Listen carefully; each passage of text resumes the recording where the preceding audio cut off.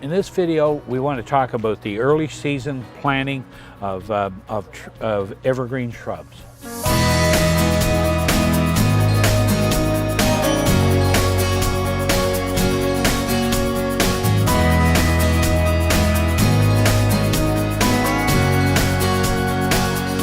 Luke, you can back me up on this, but we've had tractor trailers coming in often enough lately that we kind of hate to hear air brakes on the highway. We certainly do. We have one coming in usually every 3 or 4 days, actually, this time of the year. So what people ask us most is about when can you plant this, evergreens or other shrubs for that matter, but the timing is as soon as you can sort of prepare the soil. It's work with the soil to get the new area ready. That's exactly right. As soon as that frost is out of the ground and you can get a couple feet down into the ground and add in your nutrients like your compost and everything, you're good to plant. Now, as long as you have a source of water nearby, you'll be good to go. So we dig a hole a bit larger than the size of the plant, and we don't want to bring the soil up any higher than it is. So we need our hole we're digging to be a bit larger than the size of the container, and then we want to mix the existing soil, some compost, a bit of bone meal. A bit of bone meal, exactly. Yeah, that combination usually ensures that you're going to have a good start. What would you suggest, Luke, for water or? Water this time of the year is usually not a concern with the spring unless we don't get anything for about a week's time. So at least once a week you want to be giving these plants a good drink of water, like a 5-gallon pail of water, so not a light sprinkle. And as I said, that's only if we're not getting rain for about a week's time. Water them immediately after you plant them, and then make sure that they hold their moisture to get established. And it's really a plus to get them in early in the season, because the rainfall levels usually mean that you don't have to spend as much time standing with the water. That's exactly right, and it's much better to have the rain come from the sky than it is for us to be watering them by a can. Beat it. You can't beat it. And you can see that there's a wide selection of different types. We often refer to the lower growing ones as foundation plants, but you also have some that, like that Mountbatten juniper. Where would you plant that, Luke? This guy would be great planted at the corner of a house or something, maybe to obstruct some of the house view, sort of at the back of the bed as well. These things usually grow to be, I can find it on here, usually about 3 meters tall, so 10 feet actually. So these guys definitely not at the front of the bed, more towards the back, right? Yeah, and that's quite a full growing variety, and it's deceiving. A lot of people would plant these maybe too close to the building, because when you take one that size and you look at the size of it today, you're actually looking at a plant that will be, maybe if you prune it regularly, you might be able to maintain it at 4 or 5 feet across. Yeah. So you have to be away from your building. That's exactly right, George. Yeah. These guys, they can actually die out if you get them too close to the building and they're not getting enough sunlight at the back, which is very common for this particular type of variety. You like to have it far enough out so that one's not contacting the other. And the same with this yew. It's deceiving when you look at them, to how large they actually are going to grow. The plant could be 6 or 8 feet across in time, but you can maintain it with pruning. They're an excellent one. And these yews are actually much more forgiving up against the house. They don't mind as more shade, whereas the juniper, on the other hand, actually prefers a lot more sun. So these guys typically don't have that dying out problem. Deceiving for people at this time of year, because your deciduous trees aren't showing their leaves, but most of the landscapes today are a combination of evergreen, broadleaf evergreen, some flowering shrubs, and perennials. So most people don't work with all of one type. They usually want to mix the varieties up.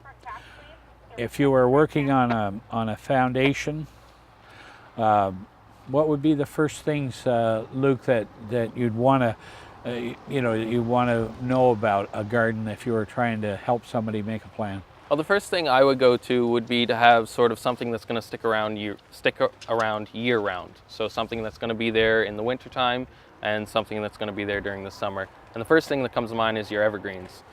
They come in large varieties of heights, so you can have lots to work with.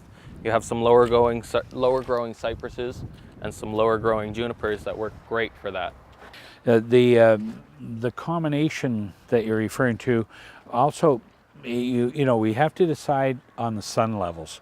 If someone were coming in and wanted help with a foundation planting or a bed along the, you know, the entrance to their home, we'd like to know how wide the area is, you know, how much space we have to deal with.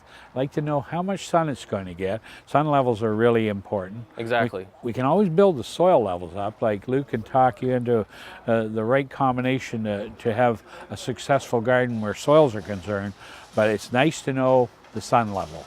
Exactly. Those are the first questions I ask people when they come to me looking to plan a new bed. We need to know exactly how much light it's getting and what time during the day, and we need to know exactly how wide that bed is. Yeah, it's so important to have these, they seem simple, but you know, if they're overplanted, they're crowding each other as they start to mature, and if they're not getting enough light, they don't do as well. So these are some of the things that we are here to help you decide on. Kind of have it set up here, Luke. This display that you made has mostly some of the lower plants for foundations. Exactly, yep. And if we go a little further down, what do you... So some of the varieties we're looking at here, we have some Mugo pines. They're very, very hardy. You actually have, these can go just about anywhere in your garden as long as there's some sunlight. And as we go down the aisle here, they get progressively bigger. So we have some very nice carpet junipers here. They stay very low to the ground, very good for your borders of your flower bed. And we get into some boxwood right here. These will get about 5 feet tall. So they're good for the middles of your bed, along some of their walkways, great for hedging. Great to maintain. You can hold the shape on these ones. This one's horizontal, you know, so you could actually plant it in between the boxwood if you chose to. And the next one, what? Dwarf Alberta spruce. Dwarf Alberta spruce, a very common one in the gardens. It's very nicely shaped, very easy to maintain its shape as well. So somebody that's looking for a nice little pyramidal evergreen. That doesn't grow too large. Exactly, that doesn't grow very large. The Dwarf Alberta spruce is a really good staple there. Yeah. Coming down this way, we get into some things that are a bit taller growing. This would be one of the juniper that grows into a more of a height. What about this one now? This one here is Weeping Nukta. So these guys make great centerpieces in a bed.